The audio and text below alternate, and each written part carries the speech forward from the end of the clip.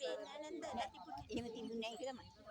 හැමදාම තියෙන්නේ. බලන් හිටියන්නේ. ඒ කියන්නේ අපි එක්කන්නේ ආයෙත් මොකද අපි ආවද දෙපාරක් ඕන දැන් දාම් පාටක් ඒ තැන්නදීන් පේන්නේ. ඔයගොල්ලෝ ඉන්නේ නැහනේ. ඒකට ඔයාලගේ ශ්‍රද්ධාව කියන දේ උප්පද්දවන්න තමයි ඔයගොල්ලෝ ආදර්ශ වැඩි. ඒකට ඔයගොල්ලෝ එනවා. ඒක.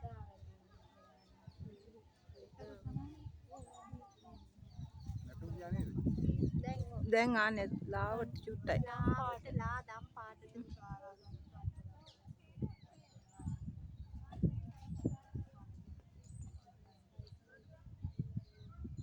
ඒ කාලේ තින් හැටි අපි ගණන් ගන්න.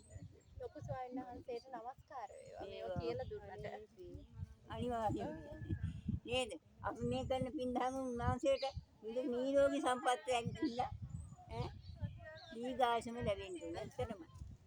සත්‍ය සිල්සාන වහන්සේට මිත්‍දින් සානහන්සේට ලොකු ස්වාමීන් වහන්සේට උන්වහන්සේලාගේ ධර්ම දේශනා හින්දායි අනිවාර්යෙන්නේ. ඇත්තටම මම දැන් අවුරුදු 2ක් ඒ උන්වහන්සේලාගේ ධර්ම තමයි මම කල්යනා මිත්‍ර